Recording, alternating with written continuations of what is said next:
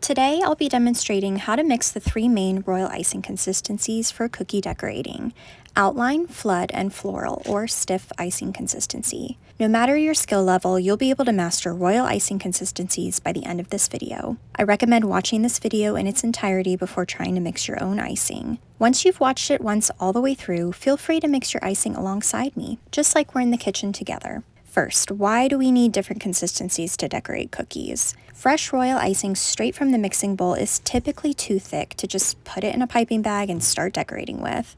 That's why we add small amounts of water to achieve the consistencies that will allow us to decorate the cookie designs we're trying to achieve. Most designs you'll find only require two consistencies: outline and flood. Stiff consistency icing is typically only used for florals and is achieved by actually adding powdered sugar to fresh royal icing. But let's start our tutorial with outline and flood. We'll start with fresh royal icing. If you need a visual tutorial on how to make royal icing, please watch our video on how to make royal icing with Anne Clark's premium meringue powder mix. It's a good practice to add a little bit of white food coloring gel to fresh royal icing, even if you're coloring it with another shade, like the super red I'm using here. It not only creates a super bright white icing, it also helps with color bleed, which can sometimes occur with darker colors like red, black, and blue most often. You can see that it doesn't take a lot of the Anne Clark gel color to develop into a perfect red. Gel color should be used conservatively when mixing icing. Overuse of gel color can cause issues with the icing drying, color bleed, and it's just a waste of product because the color will develop and thus deepen over time. Now that our color is added, we'll add small amounts of water to achieve our outline consistency. We always want to mix from thick to thin, so outline, then flood, to ensure our color is maintained correctly for both consistencies. For adding water, I recommend using either small measuring spoons or a small squirt bottle like this. What I'm looking for with the outline is a consistency similar to toothpaste.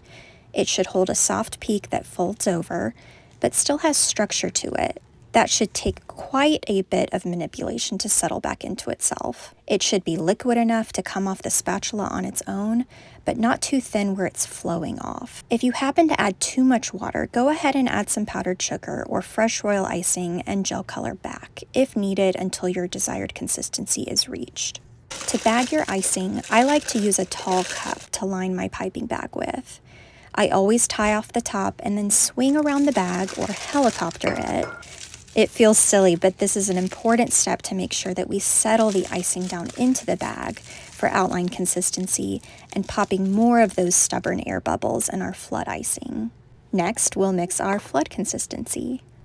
In general, you want to mix a flood consistency that is thicker than you'd expect. It should be a consistency similar to shampoo or honey. Icing that is too thin will settle very quickly, but it will be much harder to control and can lead to issues like overflow. And icing that is too thick may start to dry or crust over before it has a chance to completely settle. You can tell that this icing is still a little bit too thick by the way that it falls off the spatula. You can see it falls off in quite a large clump and then it starts to drizzle. So I'm just going to add a little bit more water to get to that perfect icing consistency for flood. You'll feel that your icing is the right flood consistency when it easily flows off the spatula and settles back into the bowl of icing within 10 to 15 seconds. Flood icing always has air bubbles in it from the water and the additional stirring, so it's recommended that you cover your bowl with a wet paper towel and let it sit for 10 to 15 minutes to allow those air bubbles to rise to the top. The lighter in color your icing is and the thinner your flood is, the more bubbles you'll see. Carefully drag the spatula over the surface of the icing to pop any visible air bubbles that come up, and then bag as usual. Take note here of additional air bubbles that occur when we put the icing into the piping bag. That's where this helicopter or spinning technique is really helpful. Spin for about 20 to 30 seconds until those air bubbles have a chance to settle. Now that we have a fairly empty bowl, let's add some fresh royal icing to mix up some floral consistency. I'm loving this dark pink color, so I'm going to choose not to add any additional color here. This icing is not thick enough to pipe florals with, so we need to add some powdered sugar. Floral consistency icing should be very stiff and hard to mix. My rule of thumb is typically to mix it to the consistency I just described and then add a little bit more powdered sugar just for good measure. It's important to mix this icing rigorously to make sure that no clumps of powdered sugar remain. Now that we have our 3 icing consistencies prepared, let's decorate a heart cookie. We'll start by outlining the cookie with, you guessed it, our outline consistency. Start by cutting the tip of your icing bag with a pair of clean, sharp scissors.